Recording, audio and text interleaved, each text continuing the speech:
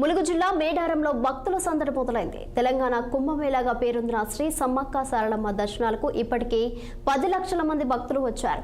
ఈ నెల 28న జరగనున్న మహాజాతరకు భక్తుల సంఖ్య 2 కోట్లకు పైగా చేరుకుంటారని అధికారులు అంచనా వేస్తున్నారు. భక్తుల కిక్కిరి జాతర కోసం పోలీస్, సివిల్ సర్వీసుల ఏర్పాట్లు కొనసాగుతున్నాయంటున్న ప్రధాన పూజారి సితాపోయిన అరుణ్తో మా ములుగు ప్రతినిధి ఫేస్ టు ఫేస్. ఆసియా ఖండంలోని అతిపెద్ద జాతర శ్రీ సమ్మక్క సారలమ్మ దేవాలయంలో మనం ఉన్నాము. మనతో పాటు ప్రధాన అర్చకులు అరుణ్ సిద్ధమైన అరుణ్ ఉన్నారు. ఇప్పుడు ఆయన మాటలు తెలుసుకుందాము. అంటే గుడి ప్రాంగణం మొత్తం పెరగడం జరిగింది, అభివృద్ధి చెందడం జరిగింది. దీనిపై ఆయన మాటలు తెలుసుకుందాం. చెప్పండి. నమస్కారం అండి, నా పేరు సిద్ధమైన అరుణ్ కుమార్, ఆలయ ప్రధాన పూజారిని. శ్రీ మేడారం మహాజాతర జనవరి 28 నుంచి 31 వరకు నిర్వహించడం జరుగుతుంది. ఎందుకంటే గత జాతరతో పోలిస్తే ఏంటంటే ఈ జాతర ఇంకా అత్యంత అద్భుతంగా ఉండడం జరుగుతుందండి. ఎందుకంటే ఇక్కడ మొత్తము టెంపుల్ అనేది చేంజ్ అయింది. ఈ గుడి ప్రాంగణంలో చూస్తే మాత్రం అంటే కేవలం ఆదివాసీ సాంప్రదాయాలు, ఆదివాసీ జీవన విధానము, ఆదివాసీల ఆచారాలు ఉట్టుపడేలా ఈ కట్టడం అనేది జరిగింది. దాదాపుగా 7,000 పైచిలకు బొమ్మలు ఇక్కడ చెక్కడం జరిగింది.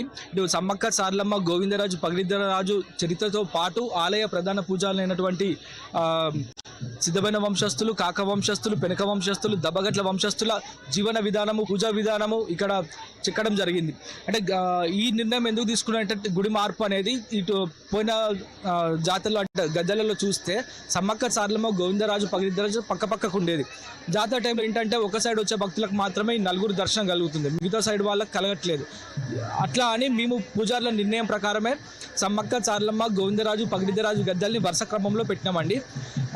ఇంకోటి ఏంటంటే ఇది ఆదివాసీల జాతర, ఆదివాసీ సాంప్రదాయాల ప్రకారం మాత్రమే ఈ జాతర జరుగుతుంది. అట్లానే ఇక్కడ ఏ బొమ్మ చూసినా ఆదివాసీలకు అనుగుణంగానే ప్రకృతిలో మమేకమై ఇక్కడ ఈ చిహ్నాలు ఉంటాయండి. ఈ మధ్య కాలంలో చూస్తే చిన్న ఇష్యూస్ చేసిండ్రు. ఎవరికి ఎటువంటి సందేహాలున్నా నిర్భయంగా పూజారులను అడగవచ్చు. ఇక్కడ ఇబ్బంది ఏం లేదండి. కానీ సంప్రదించక ముందే టీవీలలో కానీ ఎక్కడ కానీ ఇట్లా న్యూస్ చేస్తున్నారు. అట్లా కాదు. ఎందుకంటే మీరు కూడా సలహాలు ఇవ్వండి, ఎట్లా కడదామనే సలహాలు ఇవ్వండి. ఈ భూమి మీదనే ఆదివాసులకు అనేది చరిత్ర, అంటే మేడారం చరిత్ర లేదు. చూస్తే ఏంటంటే అంత క్వశ్చన్ మార్కే ఉంది. ఇప్పుడు చూస్తే మాత్రం కంప్లీట్ ఆదివాసుల చరిత్ర ఈ గుడి మీద చెక్కడం జరిగిందండి.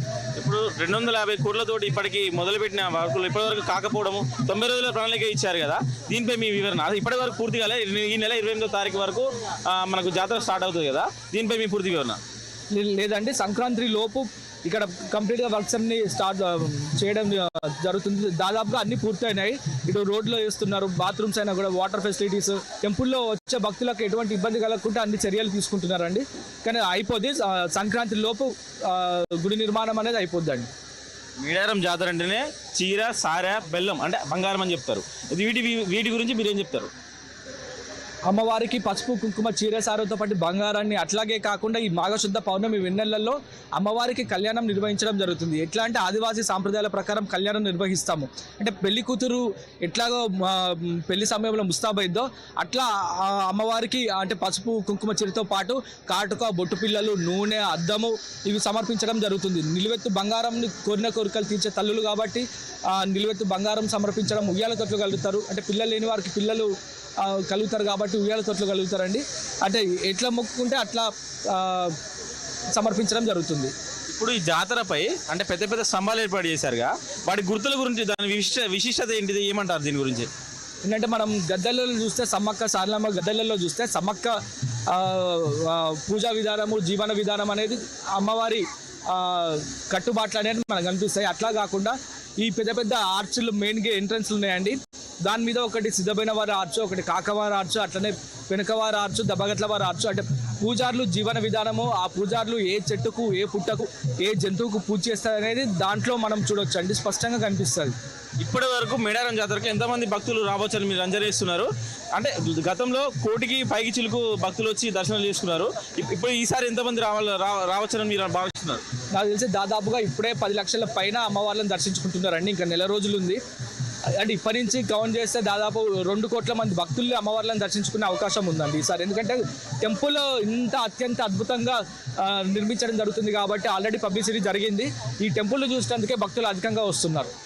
ఆదివాసికి మంచి పేరు పొందిన శ్రీ సమ్మక్క సారలమ్మ మేడారం జాతరలో ఇప్పటికే 10 లక్షల మంది భక్తులు వచ్చి దర్శనం చేసుకున్నట్టు మీరు చూడొచ్చు. దాదాపు ఇప్పుడు చూడొచ్చు మనము సమ్మక్క సారలమ్మ గద్దెల వద్ద ఉన్నాము.